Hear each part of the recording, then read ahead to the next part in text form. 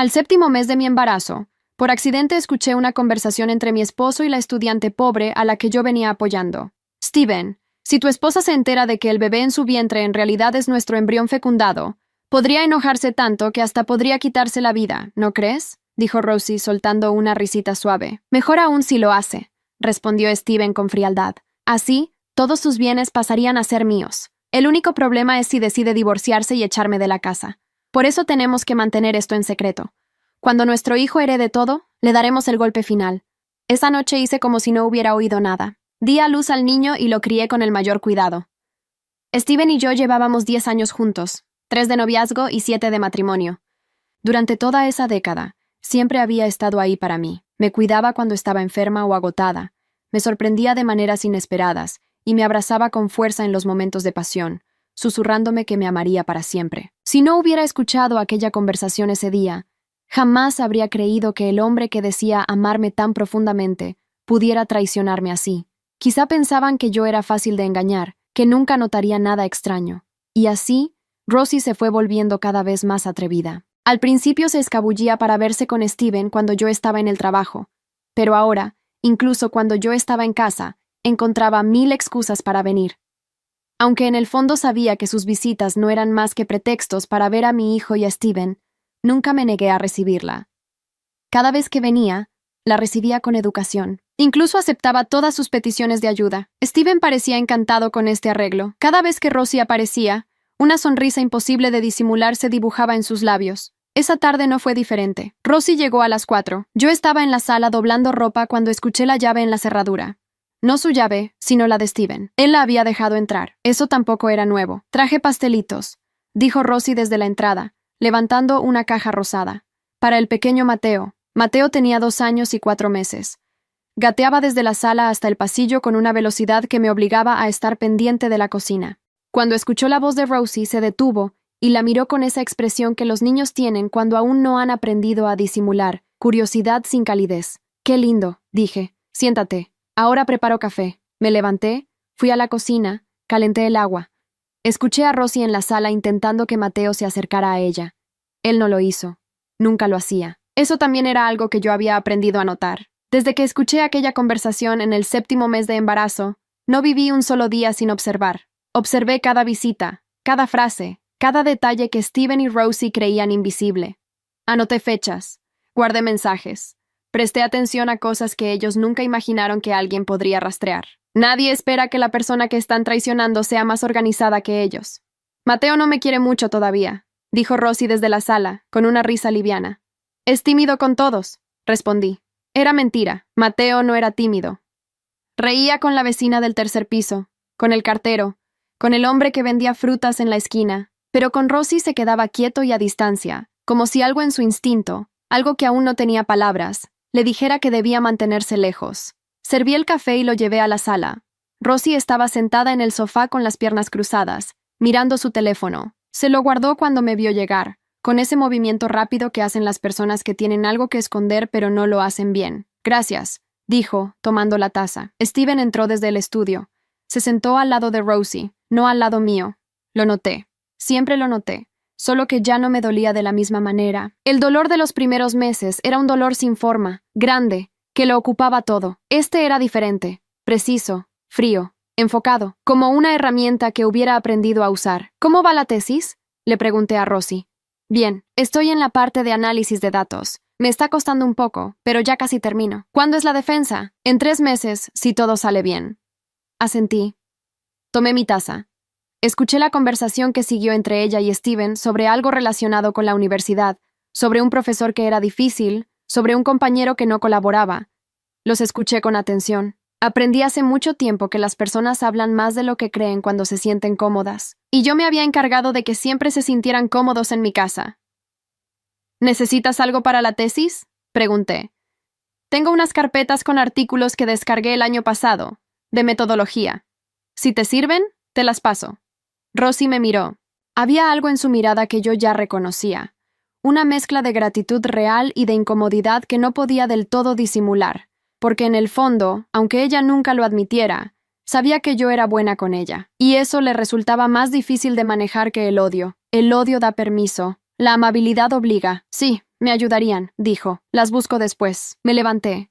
Fui a buscar a Mateo, que había rodado hasta el pasillo y estaba golpeando el piso con un juguete de plástico. Lo levanté. Lo senté en mi cadera. Él apoyó su cabeza en mi hombro sin decir nada. Desde ahí lo miré todo. A Steven inclinado hacia Rosie para ver algo en su teléfono, sus hombros casi tocándose, su lenguaje sin palabras, fluido y natural, el de dos personas que se conocen de una manera que no tiene que ver con lo que se dicen en público. Los observé durante un momento. Luego entré a la habitación de Mateo y lo puse a jugar. Cerré la puerta con cuidado y saqué mi teléfono. Tenía un mensaje de la doctora Carla Mendini, mi abogada. Lo leí 2 veces. El informe de la clínica llegó esta mañana. Está todo. Podemos hablar el jueves. Guardé el teléfono. Respiré. Desde afuera escuché la risa de Rosie. Me senté en el piso, al lado de Mateo, y lo ayudé a armar la torre de bloques que había estado intentando construir. Lo hacíamos despacio. Él ponía un bloque, yo ponía otro. La torre crecía sin apuro. Esa noche, después de que Rosie se fue y Steven se encerró en el estudio con la excusa del trabajo, bañé a Mateo, lo envolví en su toalla azul, lo senté en mis piernas frente al espejo del baño. Él siempre hacía lo mismo, se miraba a sí mismo primero. Luego me miraba a mí en el reflejo, y sonreía. Esa noche también lo hizo. ¿Sabes una cosa?, le dije en voz baja. Él no respondió. Tenía 2 años, pero me miró. Nadie te va a quitar de mí. No era una promesa vacía. Era una declaración de hechos que yo ya había pasado meses verificando. 4 semanas después del parto, cuando Mateo tenía menos de 1 mes y yo aún me recuperaba, tomé la primera decisión. No la más importante, pero sí la que lo hizo posible todo. Llamé a Carla Mendini. La conocía de antes. Habíamos estudiado juntas en la universidad, aunque en carreras distintas. Ella se había especializado en derecho de familia y con los años había sumado a su práctica casos de reproducción asistida y maternidad subrogada. Cuando la llamé, le dije exactamente lo que había escuchado esa noche en el pasillo. Sin adornos, sin dramatismo, solo los hechos. Hubo un silencio del otro lado. ¿Tienes algo grabado?, preguntó. No, solo lo que escuché. ¿Puedes describir el contexto exacto? ¿Dónde estabas? ¿Qué hora era? ¿Qué dijeron con precisión? Se lo describí. Ella escuchó sin interrumpir. Necesito que vengas a mi oficina, dijo cuando terminé. Trae todos los documentos relacionados con el proceso de fertilización, todo lo que tengas. ¿Crees que hay algo que hacer? Creo que hay varias cosas que hacer, respondió. Pero primero necesito ver los papeles. Esa reunión fue el principio. En las semanas que siguieron, Carla solicitó a la clínica un informe completo del procedimiento de fertilización que yo había firmado. Lo que descubrimos fue lo que ella ya sospechaba. El consentimiento informado que yo había firmado no era el documento completo. Me habían presentado una versión simplificada que omitía el origen genético del embrión. Era una irregularidad grave, suficiente para interponer una acción legal contra la clínica, y suficiente para anular cualquier argumento de derechos biológicos que Steven o Rosie pudieran intentar construir sobre ese procedimiento. ¿Qué sigue?, le pregunté en esa reunión. Ahora buscamos el contrato prenupcial, dijo Carla. ¿Lo tienes? En casa, sí. Necesito verlo esta semana. Lo llevé 2 días después. Carla lo leyó en silencio durante varios minutos. Cuando levantó la vista, tenía una expresión que yo no supe bien cómo leer. ¿Sabes lo que dice la cláusula 12? Preguntó. Algo sobre infidelidad, creo. Steven lo propuso como gesto. Nunca pensé que importara. Importa mucho. Giró el documento hacia mí y señaló el párrafo. En caso de infidelidad documentada de cualquiera de las partes, la totalidad de los bienes adquiridos durante el matrimonio pasan a la parte afectada. Steven redactó esto él mismo. Lo leí. Era exactamente lo que ella decía. No lo podía creer, le dije. Él tampoco va a poder creerlo cuando se lo presenten. Salí de esa oficina y caminé hasta mi auto sin apurarme. Me senté adentro. No hice nada por un momento. Solo estuve sentada, con las manos sobre el volante, mirando el edificio frente a mí. Steven llevaba meses calculando cada paso de un plan que él creía perfecto. Había considerado el dinero, los bienes, el heredero, el momento. Había considerado todo, excepto una cosa, que yo también podía calcular. Esa tarde volví a casa, preparé la cena, puse la mesa. Cuando Steven llegó y me preguntó cómo había estado el día, le dije que bien, porque estaba bien. Cada día que pasaba, estaba mejor. Lo que ellos interpretaban como resignación era otra cosa completamente distinta. Era tiempo.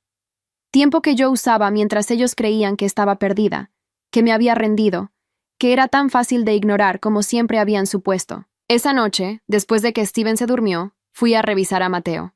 Estaba en su cuna con el brazo extendido hacia un lado, como siempre. Dormía con una serenidad completa, sin saber nada de lo que giraba a su alrededor. Lo cubrí un poco más con la frazada. Me quedé en la puerta de su cuarto durante un momento, con la mano en el marco, mirándolo en la oscuridad. Cuando volví a la cama, Steven dormía de espaldas a mí. Apagué la luz y seguí contando los días. El jueves llegué a la oficina de Carla a las 10 de la mañana. Era un edificio de 4 pisos en el centro, sin nada llamativo en la fachada. Su oficina estaba en el tercer piso, una sala rectangular con estantes llenos de carpetas, una mesa de trabajo grande y 2 sillas frente a ella. No había plantas ni cuadros, solo papeles y orden. Carla ya estaba sentada cuando entré. Tenía el informe de la clínica abierto frente a ella. «Siéntate», dijo, sin levantar la vista. Me senté. Puse mi bolso en el piso. Esperé. Carla terminó de leer el párrafo que estaba revisando. Tomó un lápiz y marcó algo en el margen. Luego me miró. «El informe confirma lo que sospechábamos», dijo. «El embrión fue fertilizado con material genético de otra donante, no el tuyo. Y el consentimiento que tú firmaste antes del procedimiento no menciona en ningún momento que el óvulo sería de origen externo. ¿Eso es suficiente? Para la acción contra la clínica, sí. Firmaste un documento incompleto. Eso es negligencia médica como mínimo, y dependiendo de cómo lo interprete el juez, puede llegar a ser dolo». Cerró la carpeta. «Pero hay algo más importante que necesito que entiendas. Dime. Rosie podría intentar reclamar derechos parentales basándose en la maternidad biológica. Óvulo de ella, embrión de ella. Ese argumento existe y hay abogados que lo usarían. Lo sabía. Era la parte que más me había costado dormir desde el principio. ¿Puede ganar con eso? Depende de cómo se construya el caso». Carla abrió otra carpeta. «En ausencia de un contrato de subrogación válido, la ley reconoce como madre a quien gestó y dio a luz. Tú gestaste, tú pariste, tú criaste. Eso es lo que tenemos a nuestro favor. ¿Y si presentan que hubo un acuerdo verbal? Un acuerdo verbal no tiene validez en estos casos sin documentación. Y si lo intentan demostrar, necesitarán testigos». Me miró.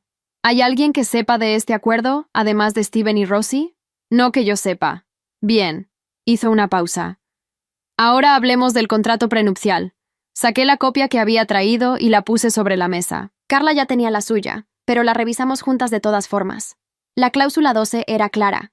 Steven la había redactado con la ayuda de un abogado hace 7 años, al inicio del matrimonio. Decía, en términos legales precisos, que en caso de infidelidad documentada de cualquiera de las partes durante la vigencia del matrimonio, la parte afectada tendría derecho a la totalidad de los bienes adquiridos en común.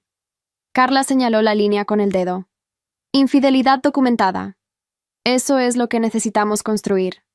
Levantó la vista. «¿Tienes algo concreto? Mensajes, correos, registros de llamadas, algo que muestre la relación entre Steven y Rosie de manera inequívoca». «Tengo algunas cosas», dije. «Muéstramelas». Saqué el teléfono. Había guardado capturas de pantalla de mensajes que Rosie le había enviado a Steven y que él había olvidado borrar de la tablet de uso compartido que teníamos en la cocina. Fueron 3 semanas en que él usó esa tablet para comunicarse con ella, creyendo que yo nunca la revisaba. Le pasé el teléfono a Carla.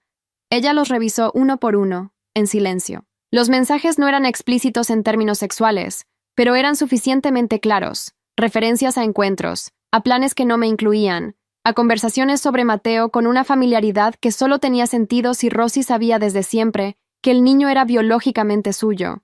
En uno de los mensajes, Rosie le escribía a Steven: «¿Cuánto más tenemos que esperar? Ya tiene 2 años». Steven respondía: «Paciencia. Cuando cumpla 3, movemos todo». Carla dejó el teléfono sobre la mesa. «Esto sirve», dijo. «No es prueba directa de relación sexual, pero establece un vínculo clandestino con conocimiento de causa sobre el niño.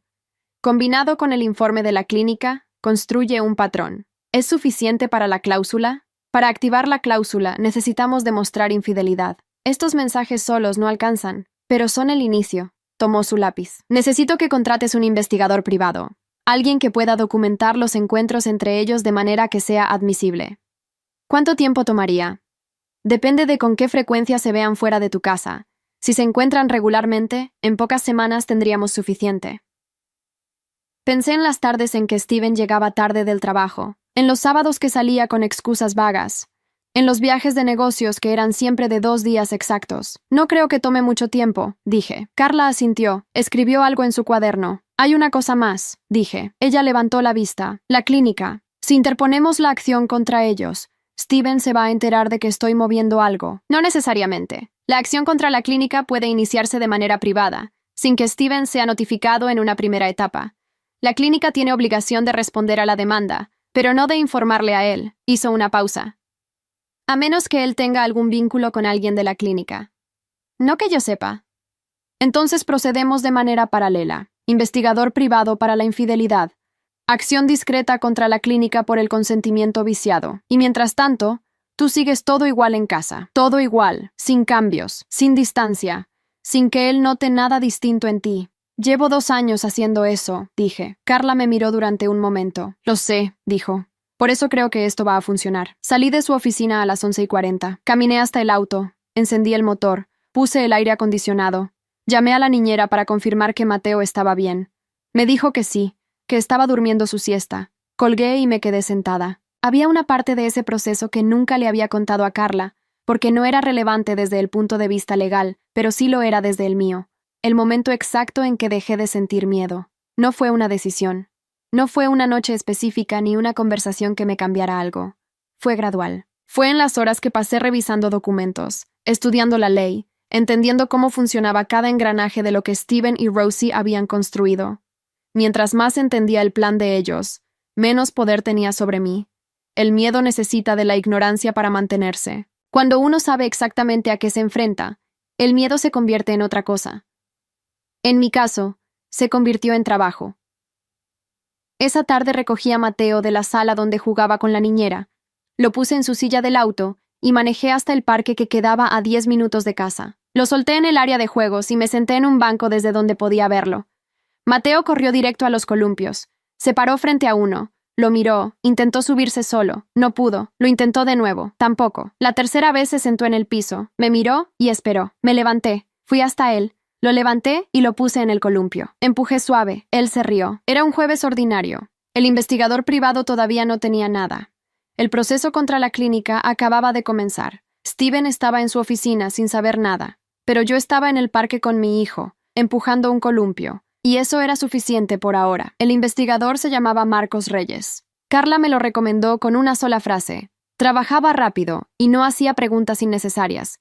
Nos reunimos en una cafetería cerca de su oficina un lunes por la mañana. Era un hombre de unos 50 años, delgado, con un cuaderno y un bolígrafo sobre la mesa. No trajo computadora ni grabadora, solo el cuaderno. Le expliqué lo que necesitaba. Mientras hablaba, él escribía sin mirarme. Cuando terminé, revisó sus notas.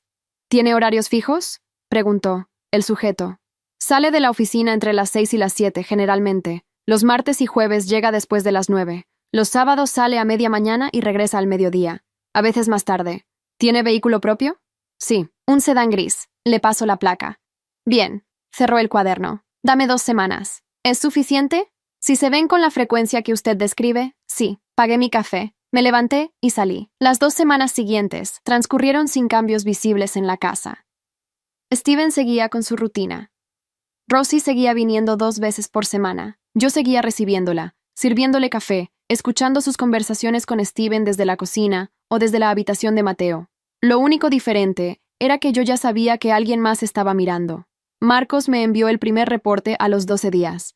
Era un archivo PDF con fotos y un registro de fechas y horas. Las fotos mostraban a Steven y Rosie entrando juntos a un edificio de apartamentos a las 8 de la noche de un martes, la misma noche en que Steven me había escrito para decirme que tenía una reunión con un cliente que se extendería hasta tarde.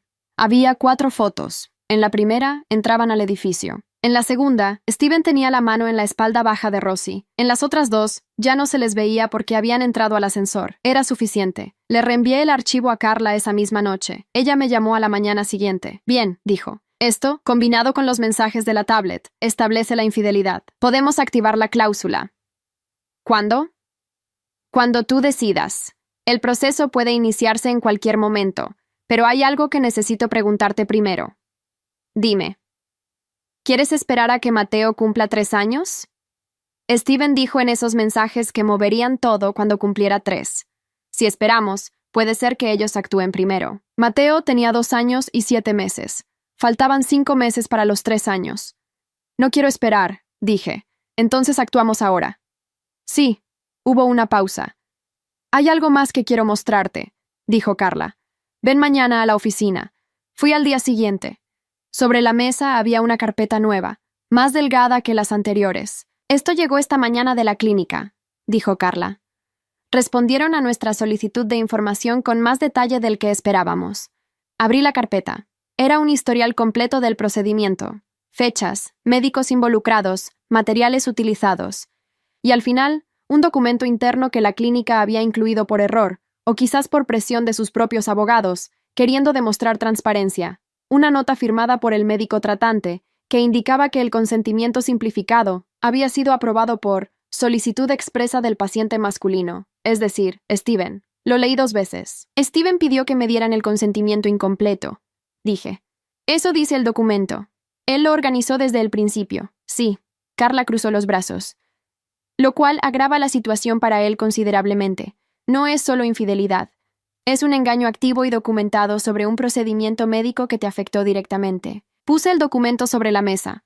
Durante todos esos meses yo había sabido lo que había escuchado, pero verlo escrito, con una firma y una fecha, era distinto.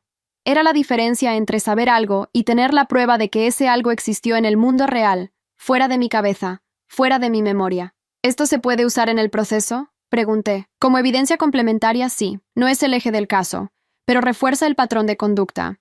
Un juez que vea esto va a entender que no fue un error aislado. Fue una decisión. Asentí. ¿Cuál es el siguiente paso?, pregunté. Redacto la demanda esta semana. Incluye 3 frentes. La nulidad matrimonial por fraude, sustentada en el engaño del procedimiento médico. La activación de la cláusula 12 del contrato prenupcial por infidelidad documentada. Y la solicitud de custodia exclusiva de Mateo basada en maternidad gestacional y trayectoria de crianza. Hizo una pausa. Cuando presentemos esto, Steven va a ser notificado. Desde ese momento, el reloj corre. Lo entiendo. ¿Estás lista? Pensé en la primera noche que escuché esa conversación en el pasillo. En los 2 años y 7 meses que habían pasado desde entonces. En cada vez que serví café, en cada vez que abrí la puerta, en cada noche que apagué la luz mientras Steven dormía de espaldas a mí. Sí, dije, estoy lista. Carla tomó su bolígrafo. Entonces, el lunes presentamos. Salí de la oficina y fui directo a recoger a Mateo de la guardería. Llegué 10 minutos antes de la hora habitual. La educadora me lo entregó con la mochila y un dibujo que había hecho esa mañana. 3 trazos de crayón naranja sobre una hoja blanca. Me dijo que era un sol. Lo tomé de la mano y caminamos hasta el auto. En el camino, Mateo encontró una piedra pequeña en el pavimento y la recogió. La examinó durante medio bloque como si fuera algo importante. Luego me la ofreció a mí. La guardé en el bolsillo. Esa noche, Steven llegó a las 8. Cenamos los 3 juntos como siempre. Él habló de una reunión que había tenido, de un contrato que estaba por cerrarse. Yo asentí. Hice preguntas en los momentos correctos. Limpié la mesa cuando terminamos. Antes de dormirse, Mateo pidió que le leyera el mismo cuento de siempre. Lo leí 2 veces porque la segunda vez se lo sabía de memoria y quería decirlo conmigo. Cuando salí de su cuarto, Steven estaba en el estudio con la puerta entornada. Fui a la cocina, lavé los últimos vasos, sequé la mesada. En el bolsillo del delantal todavía estaba la piedra que Mateo me había dado esa tarde. El lunes, Carla presentaba la demanda. Faltaban 4 días. Steven organizó la cena él mismo. Eso no era habitual. En 7 años de matrimonio, las cenas en casa las organizaba yo. Pero esta vez llegó un jueves por la noche con una bolsa del supermercado y me dijo que quería cocinar algo especial para el cumpleaños de Mateo. El sábado cumple 3 años, dijo, como si yo no lo supiera. Quiero que sea una buena noche. Me parece bien, respondí. Voy a invitar a Rosy también, para que Mateo la vea más seguido. Lo dijo con naturalidad, con la misma naturalidad de siempre. Como quieras, dije. Me fui a bañar a Mateo y no dije nada más. Esa noche, después de que Steven se durmió, le escribí a Carla. La cena es el sábado. ¿Podemos mover la notificación para ese día? Ella respondió a los 20 minutos. Técnicamente sí. ¿Estás segura? Sí. Necesito que el notario esté disponible. Dame hasta mañana para confirmar. Al día siguiente confirmó. El notario podía estar el sábado a las 8 de la noche. Carla estaría con él. El sábado por la mañana, Mateo se despertó temprano. Entró a nuestra habitación corriendo.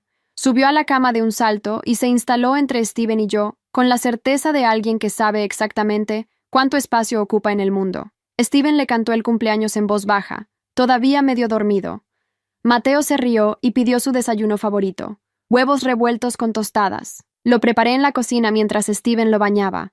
Los escuchaba desde ahí, Mateo protestando porque el agua estaba fría, Steven subiéndola, Mateo protestando porque ahora estaba muy caliente. Era una negociación de todos los sábados. Desayunamos los tres juntos. Mateo comió con una concentración absoluta, como hacía siempre con las tostadas, separando primero la corteza y dejándola para el final. Fue una mañana ordinaria. A las 5 de la tarde empecé a preparar la mesa. Steven estaba en la cocina con su bolsa del supermercado, siguiendo una receta en el teléfono. Entonces, Rosie llegó a las 6 con un regalo envuelto en papel azul y una sonrisa que se le instaló en la cara desde que cruzó la puerta. «Feliz cumpleaños, Mateo», dijo, agachándose a su altura. Mateo la miró, tomó el regalo. No dijo gracias porque nadie se lo había pedido todavía. «¿Qué se dice?», le indiqué. «Gracias», dijo, y se fue a sentarse en el piso a abrirlo. Rosie se incorporó y me miró con esa sonrisa todavía puesta. «¿Necesitas ayuda con algo?» «No, ya está casi todo listo. Siéntate». La cena fue normal durante la primera hora. Steven sirvió lo que había cocinado, un arroz con pollo que quedó pasable. Abrimos un vino. Mateo comió poco porque estaba más interesado en el juguete nuevo que en la comida. Rosie habló de la universidad, de que ya había entregado su tesis, de que esperaba la fecha de defensa. Steven escuchaba con esa atención particular que tenía solo con ella. Yo comí. Serví más agua cuando faltaba. Limpié lo que Mateo derramó. A las 7:45, mientras Steven abría la segunda botella de vino, sonó el timbre. ¿Esperas a alguien?, me preguntó. Sí, dije. Se me quedó mirando. Fui a abrir la puerta. Carla entró primero con su maletín. Detrás de ella, el notario, un hombre mayor con una carpeta bajo el brazo. Los hice pasar a la sala. Steven estaba de pie junto a la mesa, con la botella en la mano, sin entender todavía lo que estaba viendo. Rosie no se había movido de su silla. Tenía la copa a mitad de camino entre la mesa y su boca, detenida ahí.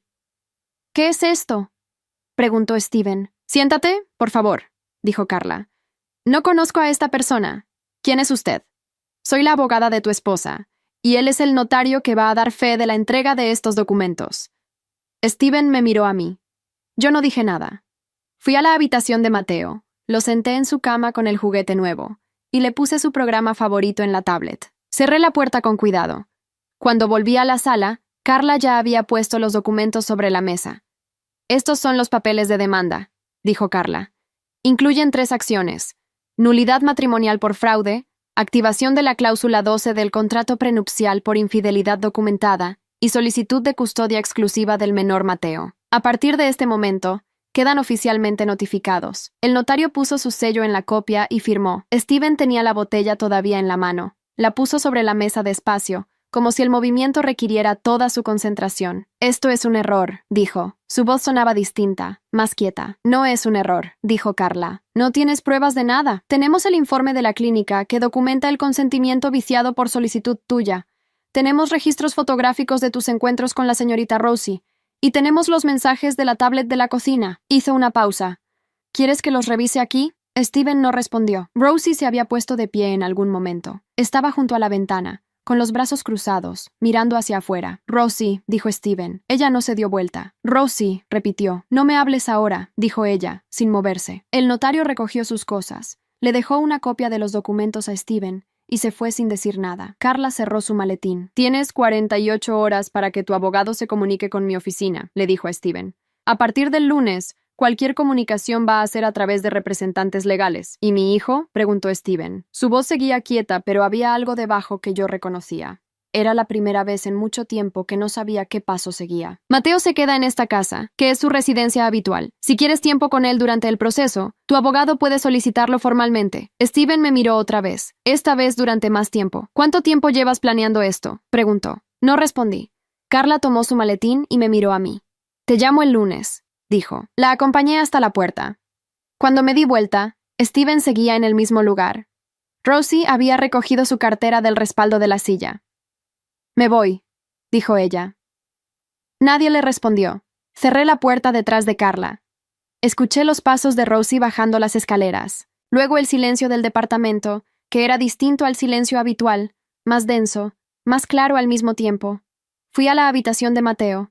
Estaba dormido con la tablet apagada sobre la almohada y el juguete nuevo en la mano. Lo acomodé, le saqué la tablet, apagué la luz. Cuando salí al pasillo, Steven estaba en el umbral del estudio. No sabía que eras capaz de esto, dijo. Lo miré. Yo tampoco sabía que tú eras capaz de lo tuyo, respondí. Entré a la habitación y cerré la puerta. El lunes por la mañana, el abogado de Steven llamó a Carla. Ella me lo contó esa misma tarde. Su posición inicial es que el contrato prenupcial no aplica porque la relación con Rosie comenzó antes del matrimonio, dijo Carla. ¿Eso tiene algún peso? Ninguno. La cláusula no especifica cuándo comenzó la relación. Especifica si hubo infidelidad durante el matrimonio. Y tenemos documentación de que la hubo. Hizo una pausa. También van a intentar argumentar que el procedimiento de fertilización fue consensuado verbalmente entre ustedes dos. No hubo ningún acuerdo verbal. Lo sé, y ellos no tienen cómo probarlo. Carla tomó su café. ¿Hay algo más? ¿Rosie contrató su propio abogado, separado del de Steven? Sí, lo cual me dice que ya no están coordinados. Cuando dos personas en la misma situación contratan abogados distintos, generalmente es porque cada uno está pensando en protegerse a sí mismo, no en proteger al otro. Eso era información útil. ¿Qué está pidiendo Rosie?, pregunté.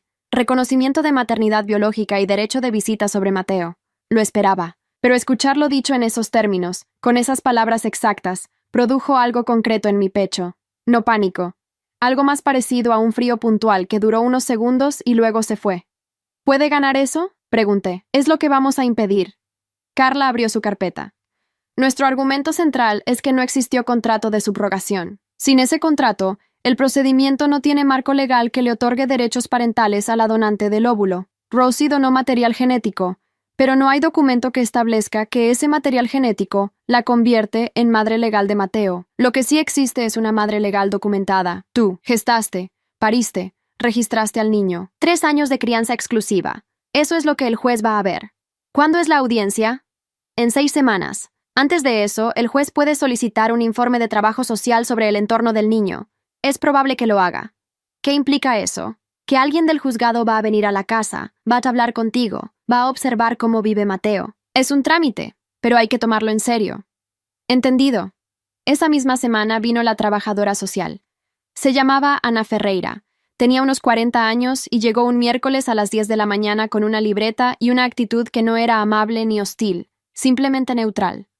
Mateo estaba en casa porque era su día sin guardería. Cuando Ana entró, él la miró desde el piso donde estaba armando un rompecabezas y siguió con lo suyo. Ana recorrió el apartamento, vio la habitación de Mateo, la cocina, la sala, preguntó sobre la rutina del niño, sobre su alimentación, sobre quién lo llevaba a la guardería y quién lo recogía. Le pregunté si quería café.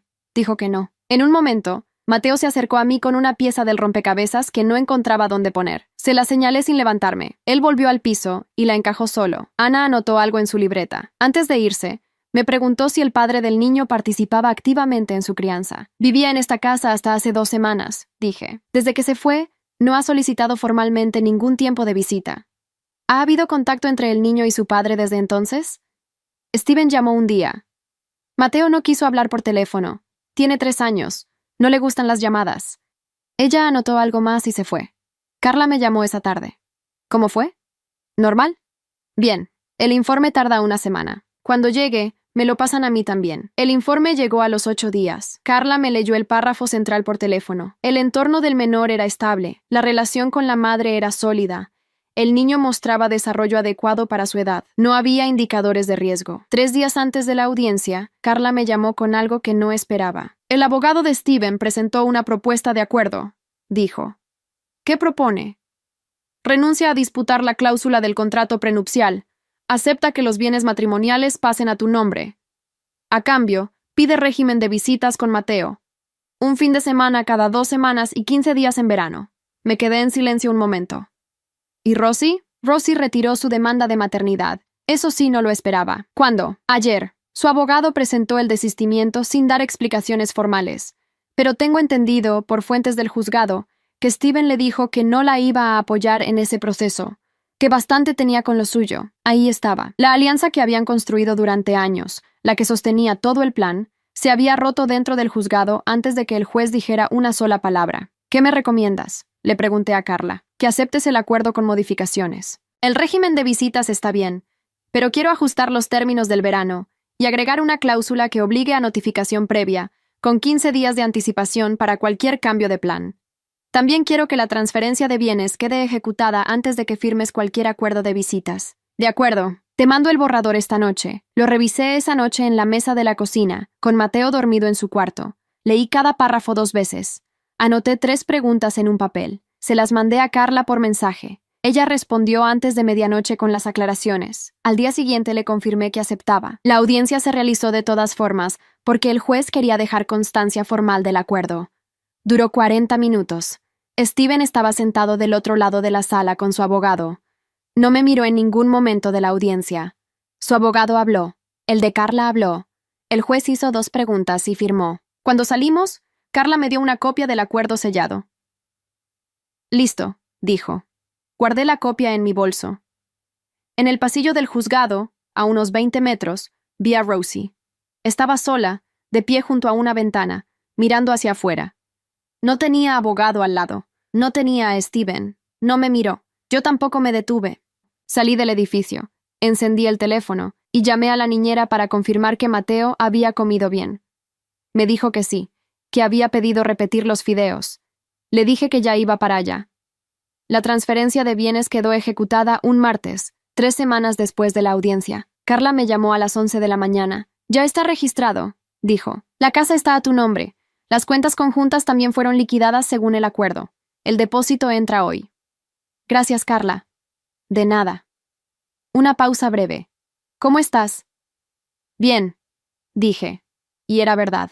Colgué y me quedé un momento con el teléfono en la mano. Estaba en la cocina. Mateo desayunaba frente a mí con su vaso de leche y sus tostadas, haciéndolo de siempre, separando la corteza, dejándola para el final. No le dije nada de la llamada. Tenía 3 años. Lo que sabía era que su papá ya no dormía en casa, que venía a buscarlo los viernes por la tarde y lo traía el domingo, y que su cuarto seguía siendo su cuarto con sus mismas cosas en el mismo lugar. Eso era suficiente para él por ahora. Esa tarde fui a la oficina de Carla a firmar los últimos documentos. Eran 4 páginas. Las leí completas antes de firmar. Carla esperó sin apurarme. Cuando terminé, ella juntó las hojas, las puso en la carpeta y cerró la carpeta. Listo, dijo. Era la misma palabra que había dicho en el pasillo del juzgado. Breve, sin adorno. Me gustaba eso de Carla. Le pregunté cuánto le debía por honorarios. Me dio el número. Era una cantidad importante pero justa. Le dije que le transfería esa semana. Ella asintió. Salí a la calle. Era una tarde de martes, con tráfico normal y el sol todavía arriba. Caminé hasta el auto sin apurarme. Antes de encender el motor, revisé el teléfono. Tenía un mensaje de Steven enviado 2 horas antes. El viernes paso a las 6 a buscar a Mateo. Confirma si está bien. Le respondí. Está bien. Tiene muda para 2 días en su mochila. Él no respondió más. Eso también era parte del nuevo orden. Comunicación sobre Mateo, puntual y sin extensiones. En los días que siguieron reorganicé algunas cosas en el apartamento. No muchas. Saqué la ropa de Steven que había quedado en el closet y la puse en bolsas para que las recogiera el siguiente fin de semana. Moví mi ropa al lado donde él dormía porque tenía más espacio. Cambié las sábanas por unas que había comprado yo sola, sin consultar a nadie sobre el color. Eran cosas pequeñas, pero cada una era una decisión que solo me pertenecía a mí. Un sábado, 3 semanas después de la audiencia, fui con Mateo al parque donde solíamos ir los domingos cuando Steven todavía vivía en casa. Era la primera vez que volvía desde que todo había terminado. Me senté en el mismo banco de siempre. Mateo fue directo a los columpios. Esta vez pudo subirse solo, sin ayuda. Empujó con las piernas, ganó altura, se rió. Lo miré desde el banco. No pensé en Steven, no pensé en Rosie. No hice ningún cálculo. Solo lo miré a él. Una mujer se sentó en el otro extremo del banco con un bebé en brazos. Nos saludamos con un gesto. El bebé miraba el parque con esa expresión de concentración total que tienen los bebés cuando están procesando todo lo que ven. Mateo se bajó del columpio y vino corriendo hacia mí. «Mamá, ¿viste?» «Vi», dije. Solo», repitió, satisfecho. Se dio vuelta y volvió a los columpios. A finales de ese mes recibí una llamada de un número que no reconocí. Contesté. Era la hermana de Steven. Se llamaba Patricia, y nos habíamos visto pocas veces durante el matrimonio, en reuniones familiares ocasionales. No habíamos tenido nunca una relación cercana. «Sé que es raro que llame», dijo. «No importa. ¿Qué necesitas?» Quería saber cómo estaba Mateo. «Está bien. Está creciendo rápido. Me alegra. Una pausa. También quería decirte que lo que Steven hizo estuvo mal. No tengo más palabras para eso. No tienes que decirme nada, Patricia. Lo sé, pero quería hacerlo. Otra pausa. ¿Puedo verlo alguna vez?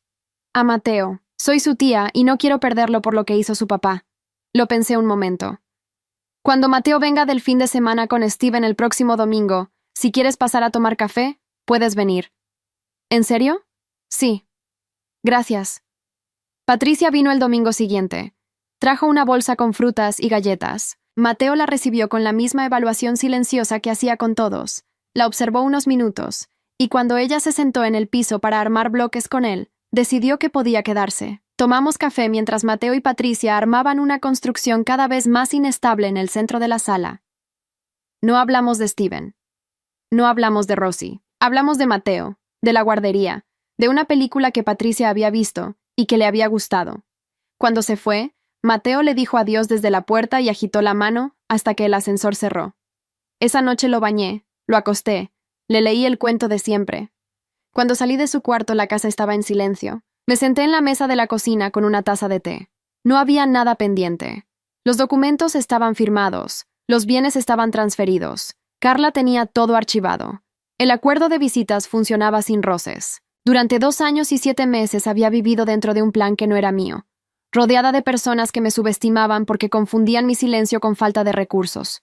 Abrí el cajón de la cocina. En el fondo, detrás de las pilas y los imanes, estaba la libreta donde había anotado todo desde el principio. Fechas, frases, observaciones. La primera anotación era de cuando Mateo tenía 4 semanas. La saqué, la puse sobre la mesa, la miré un momento. Luego la puse en la bolsa de basura, até la bolsa y la dejé junto a la puerta para bajarla al día siguiente. Ya no la necesitaba. Apagué la luz de la cocina y fui a dormir.